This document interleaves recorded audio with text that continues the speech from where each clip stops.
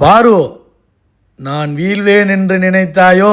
எத்தனை ஹேட் வந்தாலும், எத்தனை பேர் ட்ரோல் பண்ணாலும், என்ன செஞ்சாலும் என்னெல்லாம் அவளை சீக்கிரமாக கீழே தள்ளிட முடியாது. நான் டவுனாலாம் ஆகிற ஆள் கிடையாது. நான் அடித்து நிற்பேன் அப்படி நினச்சிட்டிங்களாடா என்ன அப்படிங்கிற மாதிரி வேறு லெவல் என்ட்ரி.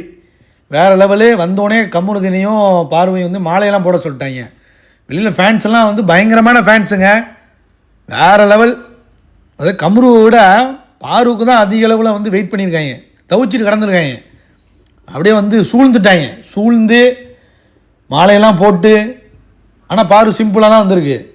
இவங்க ஆர்ப்பாட்டம், பயங்கரமான ஆர்ப்பாட்டம், வேறு லெவல் என்ட்ரிலே வேறு லெவலில் வந்து ஒரு சீஸ் பண்ணியிருக்காங்க. அப்புறம் போத்தன் ஜான்லாம் வந்து யார் கமருவோட ஃப்ரெண்ட்ஸ் வந்து மேலே வந்து ஸ்டேஜில் வந்து பாசிட்டிவாக 2 பேரோட லவ்வை பற்றி. ஸோ எல்லோரும் நினச்சிக்கிட்டு இருக்காங்க பாருக்கு பிஆர், கமருதீனோட பிஆர் தான் இதெல்லாம் பண்ணுறாங்கன்னு. நீங்கள் பார்த்தீங்களா மக்களை? இதுதான் உண்மையான ஃபேன்ஸு.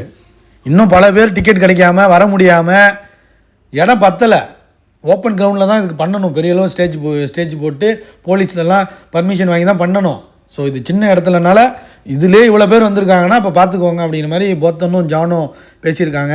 அப்புறம் பிரவீன்ராஜ் வந்திருக்காங்க. இவன் எதுக்கு உள்ளே வந்தான்? இவன் தான் எல்லாத்தையும் வன்மத்தை கக்குவானே. ஏன்னா இவனுக்கு வந்து என்னென்னா பார்வோட கேம் பிடிக்கும். ஏன்னா இவனும் கமருதனும் சேர்ந்து தான் வந்து இந்த ப்ராங்க்லாம் பண்ணாங்க, ஞாபகம் இருக்கா அவங்களுக்கு? இவன் வந்திருக்கான், வந்து பார்விட்ட கேட்குறான், பாரு உங்களோட டாப் 5 என்ன அப்படின்னு. நீங்கள் வந்து டாப் 5னா என்ன சொல்லுவீங்க? உங்களோட டாப் 5 யார்? வேறு லெவலுங்க பாருவோட டாப் 5 கானா வினோத், கமருதீன், வியானா, திவாகர், விஜே, பாரு. இது தான்டா டாப் 5. உள்ளே உட்காந்துருந்தவங்களாம் மிச்சர்றான்னு சொல்லாமல் சொல்லிட்டு போயிடுச்சு.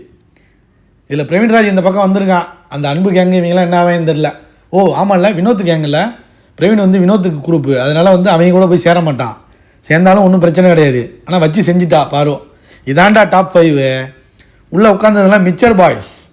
அதில் சாண்ட்ரா கூட சேர்த்துருக்கலாம், ஏன்னா அது நெகட்டிவாக கேம் ஆடி அடிச்சிச்சுல பார்வையும் கமருதீனையும். மற்றபடி அது டாப் 6 வேணால் வரும். ஆனால் இந்த பிடிவாய் வர்றதுக்கு வாய்ப்பே கிடையாது. ஆனியன் ஸ்டார் சபரி முட்டா பைய வரவே முடியாது. இன்னமும் நடிச்சுக்கிட்டு இருக்கான். வெளில வந்தோம், திவ்யாவும் வெளில வந்து நடிச்சுக்கிட்டு அழுதுகிட்டு இருக்கா.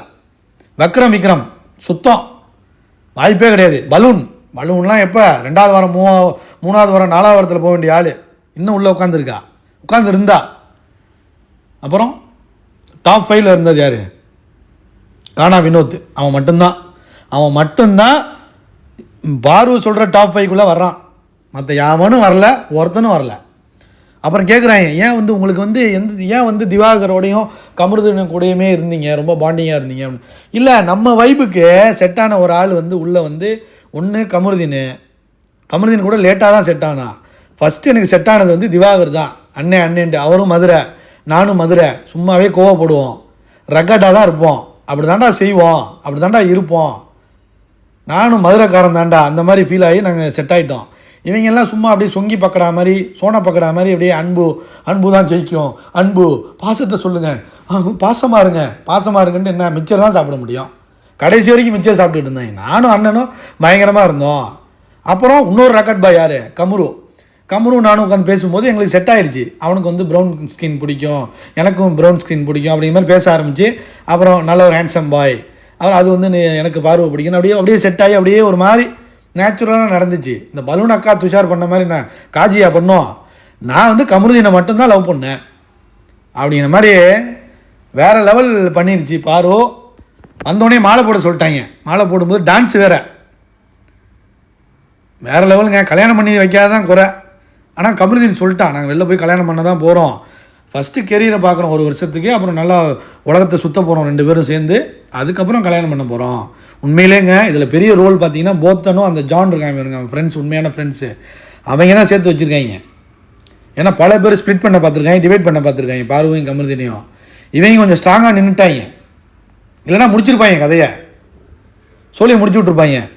இப்போ கானா வினோத், திவ்யா மாதிரி ஆளுங்கள்லாம் நீ அவளை கல்யாணம் பண்ணால் செத்துருவ, நீலாம் வந்து உலகமே அழிஞ்சிடும் அப்படிலாம் சொன்னாங்க. ஞாபகம் இருக்கா அவங்களுக்கு? உருப்படாமல் போயிடுவேன்னாங்க. கடைசியில் கமருதீன் ஸ்ட்ராங்காக நின்றுருக்கான், பாரு அந்த பக்கம் செம்மையான ஸ்ட்ராங்கு. அதாங்க இவன் வந்து ஒரு ஆம்பளை சிங்கம் பொம்பளை சிங்கம் 2 சேர்ந்தா அப்படி இருக்கும். அதுதான் பாருவும் கமருதீனும் கடைசியில் சேர்ந்துட்டாங்க. இந்த ஹேட்டர்ஸுக்கெல்லாம் கதருங்க, கதறல் சத்தம் கேட்டுக்கிட்டே இருக்குது. லைக் பண்ணுங்கள், கமெண்ட் பண்ணுங்கள்.